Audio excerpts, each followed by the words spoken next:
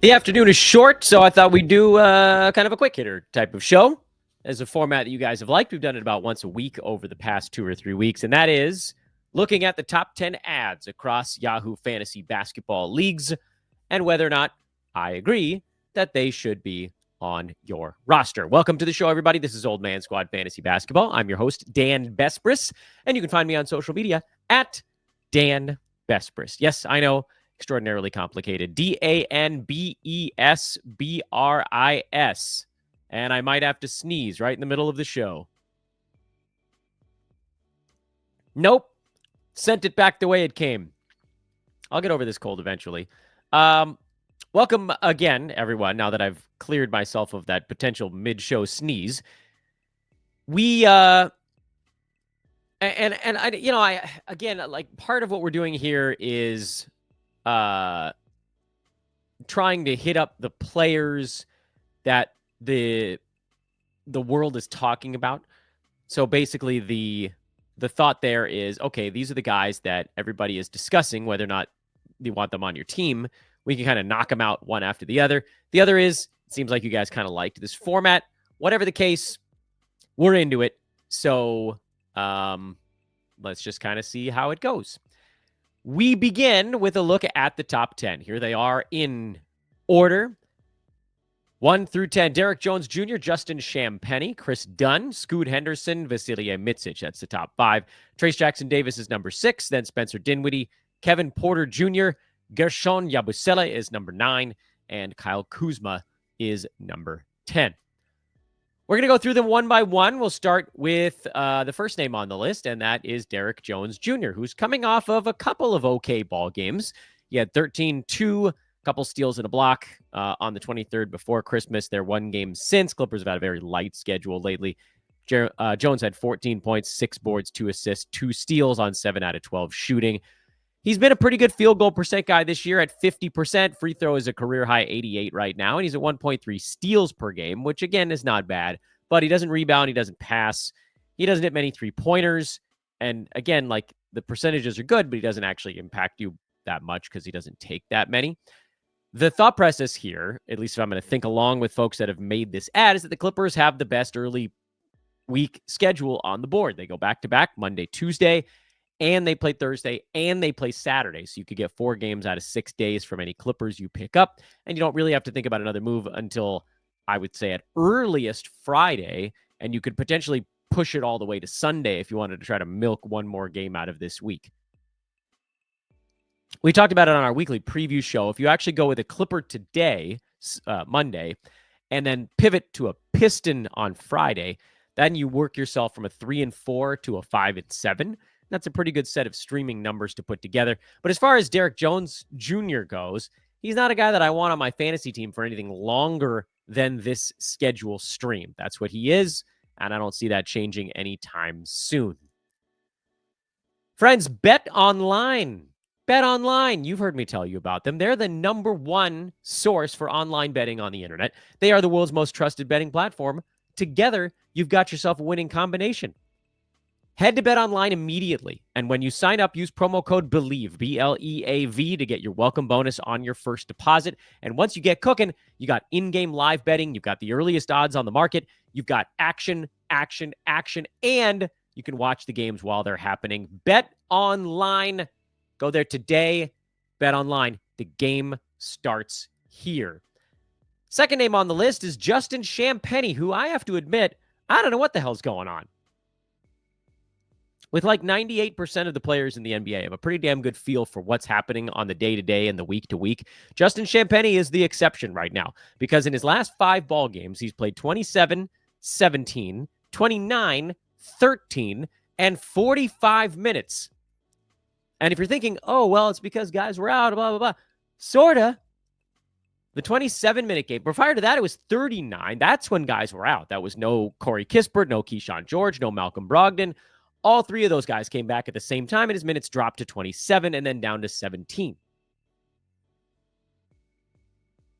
Then they jumped back up to 29, then dropped back down to 13, and then Jordan Poole was out in the last ball game, and that didn't figure to be a massive change on what he was doing, and they flew all the way back up to 45 minutes of an overtime game. He missed I mean, like, you can do the math. There's 53 minutes in an overtime game. He missed 8 total minutes. He was on pace to play 40 in regulation. And they had almost everyone. And now Kyle Kuzma's coming back, and then Poole will be back in the not-too-distant future. Here's the thing. You guys know this from watching my show. Justin Champagnie, I wanted him on every one of my teams when a bunch of those guys were hurt, because the hope was, hey, maybe he could just play himself into a bigger role on this club. And it looked like there was a shot at that, but not a convincing one. And instead, it's now just good, bad, good, bad, good, bad. You can't, it's too inconsistent. I can't possibly deploy him against a games cap, because what if you accidentally deploy him on a day when he doesn't get good minutes, or you don't on the day that he does?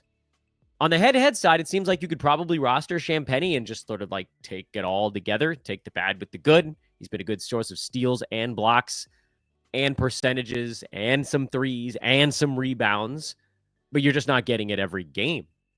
So head-to-head, I say okay. Roto, I say too inconsistent. Third name on the list was Kris Dunn, just in case you're keeping up with us here. And I'm going to try to go in the order, provided I don't screw something up. Kris Dunn is a similar situation to Derrick Jones Jr. He's putting up fine numbers. His minutes are consistently good, much like Derrick Jones's were. But, again, we're not talking about a guy that's a top 100 player. Last game, he was top 100 with 13, 7, and 4 and a steal. But basically, what is Kris Dunn? Kris Dunn's a steal specialist. If you're picking him up, it's because they have a good schedule, as we just talked about with Derrick Jones. You're going to get 3 games in the next 4 days. You might get 6 steals out of Dunn in those 3 games in 4 days. And that's a really good, firm steals starting point. Unfortunately, on the scoring side, you might get a total of 20 points in those 3 games. You might get a total of about 8, it might be less, 6-ish rebounds, 7 rebounds over those 3 games.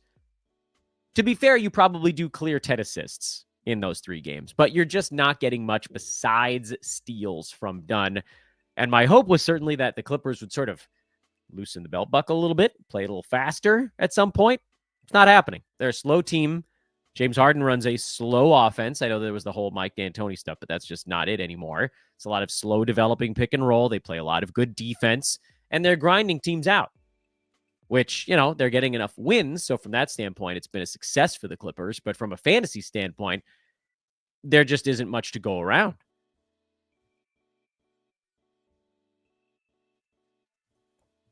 Muting the microphone while sniffling, broadcasting 101. Next name on the list is probably, well, I'm going to call him the first fun one we've discussed so far, and that's Scoot Henderson, because the trend line finally has been good.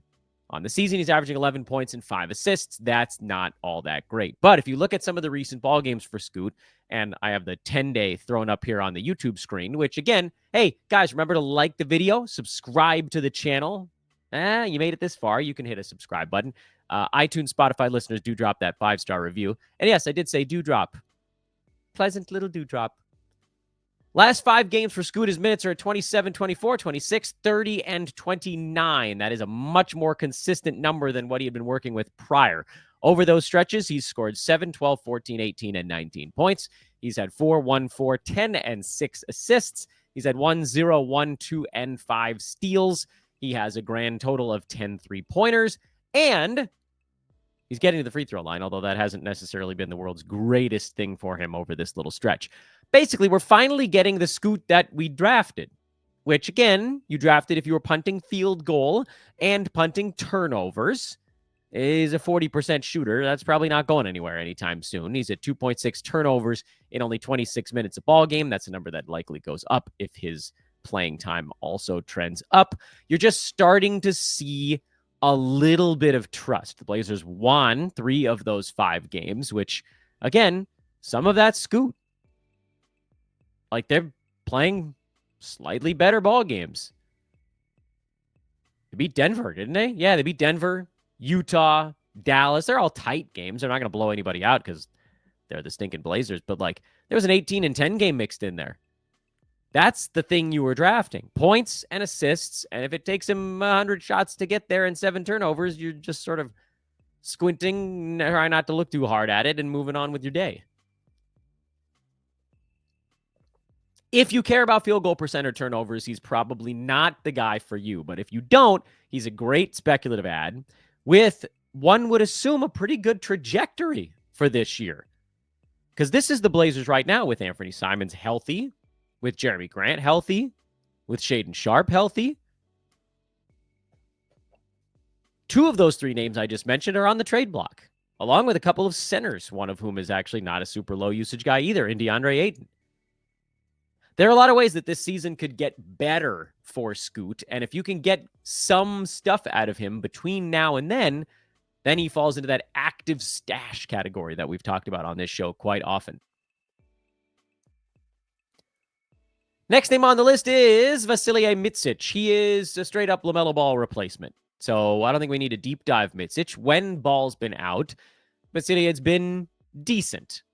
Actually, a lot like kind of what we want Scoot to be full-time, which is some threes, some assists, some scoring. I think the hope with Scoot is that the steals would be better than you're getting from Micic. He's not a particularly high steals guy. Last year while he was filling in, he still wasn't even really getting a steal per ball game. But you're going to get assists, you're going to get points, and you're going to get it on a god-awful number of turnovers and bad field goal percent. So again, if you're trying to catch lightning in a bottle on the head-to-head side, makes a lot of sense as a fill-in. And it sounds like LaMelo Ball is probably going to miss another ball game. I believe he's currently listed as doubtful for Charlotte's game here on Monday evening. So yeah, you probably get another game out of Micic. But Roto, I think he's probably doing more damage than he is good. Oh, here's a good one. Trayce Jackson-Davis.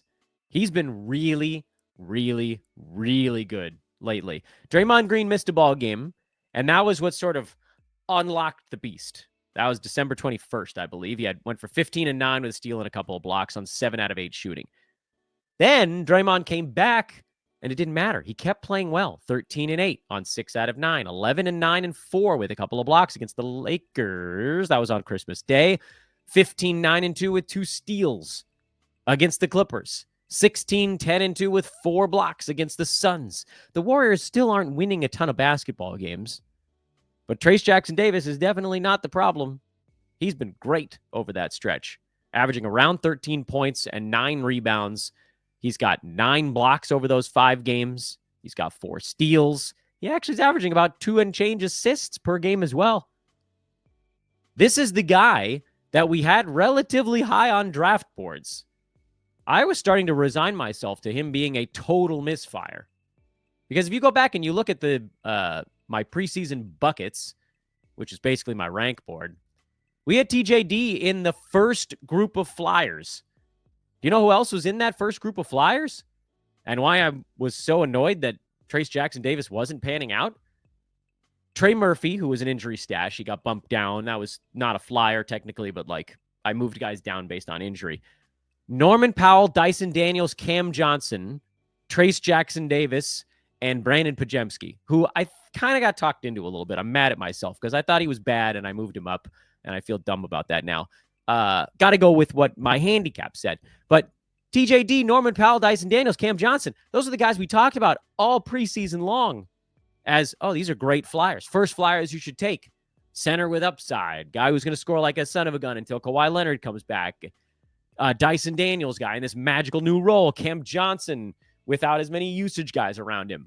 And TJD. And so all these other guys are panning out. And you got Cam Johnson in the top 40 and Dyson Daniels in the top 30 and Norman Powell in the top 40. And then Trayce Jackson-Davis is nowhere to be found. I'm going, my God, what did I think was going to happen here? That's not, well, hello, ladies and gentlemen. I'd like to welcome you to the Trayce Jackson-Davis show. It's finally starting to happen. He's top 50 over that 5-game span. Yeah, that's, that type of production probably not going to hold long term. But if the Warriors continue to actually play him, then he cruises into the top 100. So let us hope. Let us hope this is the start of something beautiful. Spencer Dinwiddie, the next name on the list. He's an easy one, and it's even better tonight because Kyrie Irving is also out for the Mavericks. Kyrie nursing a shoulder issue that's kind of coming and going. Eventually, this was going to happen with him. He'd been really healthy for most of the season so far. Since Luka went down, Dinwiddie played 23 minutes in their win at Phoenix. He played 35 minutes in their loss to Portland. But here's the thing. With Kyrie out, he's the last point guard standing now. So you can look back a few games. I think it was on the 19th, if you're looking at the box scores, that both Kyrie and Luka were out. And Dinwiddie went for 19 and 7 with 3 steals. And he missed all of his 3-pointers that game. So it actually could have, believe it or not, been better. We've talked through this. We've destroyed this dead horse at this point. I like Dinwiddie over Grimes just because I think there's a little bit more of that kind of lightning in a bottle type of deal. Maybe you catch him on a big assist day. It's, the point, assist, threes, free throw combo versus Grimes, who's not a bad option. He's a higher floor, lower ceiling type because he's going to be more efficient. He'll score a little bit. He hits you some threes like Spencer, and he'll get you some steals, but he's not going to get much else. A handful of rebounds, not many assists. So I just, it's very possible that Quentin Grimes ends this Luka-less Dallas run with a higher per game 9-cat ranking than Spencer Dinwiddie. I still think that most teams would be better off going with Dinwiddie because he's going to get you categories that are harder to acquire. And again, right now, when you got both Luka and Kyrie out, well, now you're in a no-brainer territory. Kevin Porter Jr. What are we doing here? I know he had 13, 6, and 4 in his last ball game. I know he had 19 in the game before that. I don't care. I don't care. Yes, he is finding a role with this Clippers team in maybe a hair over 20 minutes a ball game. And he's going to go and he's going to be a high usage guy in his minutes on the floor. And he's going to chuck away. But he has so many fantasy problems. He's a low field goal percent guy, 43 for his career. He's a low free throw percent guy for his career, 72. He's a high turnovers guy. This is a points league only option. I don't care if he might get you 10, 4, and 3. It's not good enough in category leagues. We do this game where we talk ourselves into, if he can just, I can get 3 games and 4 nights out of him. No. This is a no. Because, you might catch him on 3 games where he doesn't kill you in field goal percent. You might get lucky.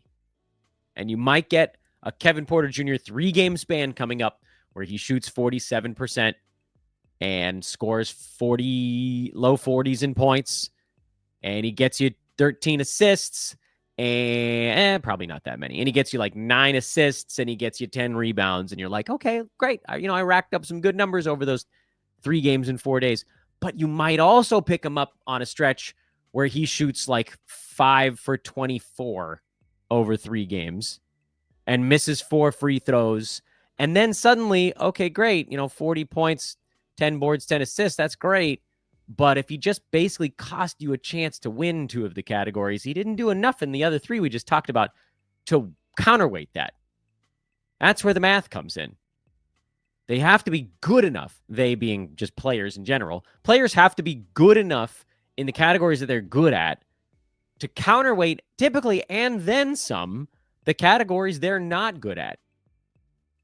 And I'm not talking about, oh no, Kevin Porter Jr. played 3 games and you only got 1 steal. That would be not good, but that doesn't actually hurt you. Actually, we had a good conversation with Josh Lloyd about this on the show 2 months ago.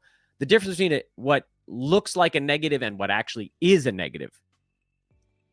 Technically, if you look at players ranked in the 90s, they're a negative in some counting stat. Andrew Wiggins is averaging 2.4 assists per game. That's a small negative fantasy-wise when you compare it to the average player. But it's actually a positive number. It's 2.5, 2.5 assists.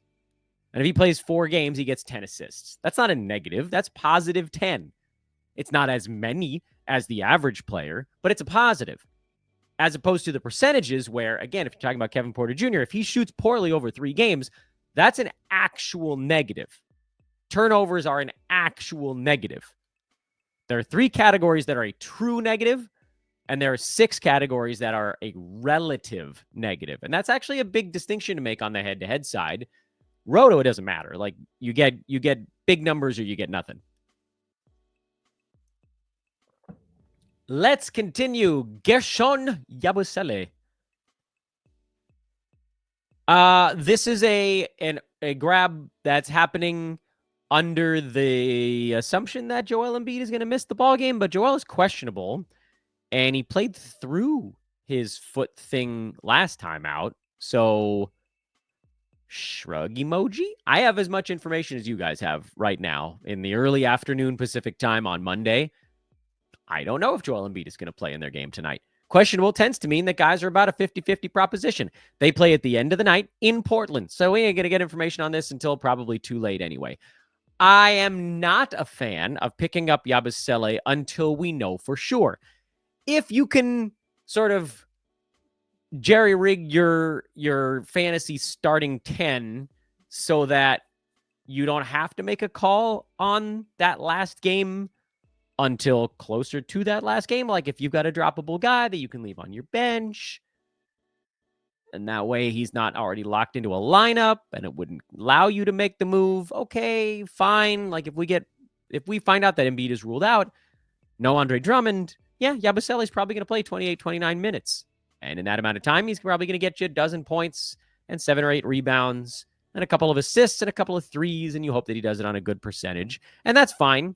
And Philly has a very good schedule this week, so that's another part of it. But if Embiid is in there, ooh, man, you're really rolling the dice. You're talking about a backup center that's / power forward that's probably going to play about 19 minutes, 20. Oh, man, if he doesn't shoot well in 20 minutes, you're talking about probably 9 points and 4 rebounds. Ooh, yeah. I'll give you this, though. Philly does have a back-to-back Wednesday, Thursday. So in one of those 2 games, when Embiid likely sits, I don't know which one it's going to be, then you're going to get a Yabusele game. But if you're trying to use him for all 3 of Philly's games in the first 4 days this week, they're the other team, by the way, besides the Clippers, that has 3 games in 4 nights starting off the week. Man, you're hoping that Embiid misses 2 of these games instead of 1. And finally, frosted tips and all, it's the great Kyle Kuzma. Kuz. How old is Kuz these days? 1995? All right. Okay, well, he'll turn 30 next summer. It's crazy. It feels like he's been in the NBA for 35 years now. So Kuz is having a down year. That's already happening even before the injury. His minutes are down. His shots are down. His rebounds are down. His assists are down. His steals are down. Or blocks are down. Everything is down for Kuz this year, including free throw percent.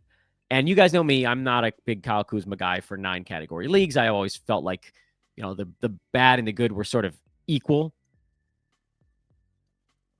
If you were punting one of the 2 percentages, Kuzma makes more sense. If you're punting defensive stats, he kind of makes a little more sense.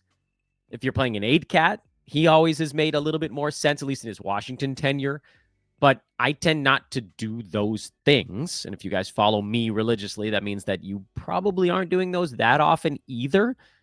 But again, if you are, then yes, obviously he fits into your lineup a little bit better. Kuzma's more of a head-to-head guy than a roto guy because he's generally not going to be good enough in all 9 categories. And the good and the bad are going to be at this eternal tug of war. And the bad usually wins out by a little bit with Kuzma. But again, the way that you remove that, yeah, I mean, and that's a good way to think about it, honestly, is fantasy 9-cat is a tug of war between the categories that a player is good at, pulling one way, and the categories a player is bad at, pulling the other way. And if you're trying to compete in all 9 categories, then the math is just the math. But if you're punting a category, you take one of the good or bad, preferably the bad, bodies out in this tug of war, and this side, the good, pulls the rope towards the center. It's a nice little visualization. I mean, I get it. It's simple math. You guys probably didn't need a visualization, but that's one way to think about it. And so for Kuzma in this tug of war, where the bad in 9-cat tends to win out by a little bit, if you remove the field goal percent negative pull or the turnovers negative pull, well, it yanks it back this way. This year, it hasn't been close. He's way the hell outside of being good enough in any build. But I also think he's going to be better. He's going to be playing to try to get traded. So he's going to go out there and he's going to put on a show. But he's also going to be playing a little bit not to get hurt again. And I think the Wizards actually kind of prefer that he plays not to get hurt because they'd love to get out from under that contract. They're not competing. They don't need Kuzma jacking up shots on a big contract. They want assets. It's rebuild time, man. So what does that mean? Well, like, odds are he didn't get dropped. He's not dropped in any league that I was in, which, considering how many roto leagues I'm in, it's kind of surprising that he didn't get dropped. The head-to-head ones, I wouldn't have expected him to. But if you're out there, all of this Kyle Kuzma nonsense wraps down to one little tiny nugget, and that is just go to your player page, type in Kuz. He'll be the only option that comes up. Hit enter. Find out if he's a free agent or if he's still on somebody's team. Easy enough. If he's on somebody's team, you can wipe it out. If he's a free agent, you pick him up, you try to trade him. Because if he's a free agent, he's eventually going to score 30 points, and then you're going to be able to try to get rid of him. Oh, look at that. I could have made my face smaller and the picture bigger. Ah, well. Lesson learned for next time. Whoops. I got rid of my own face. Here's Dan playing with different layouts. Bad Dan. Get it together.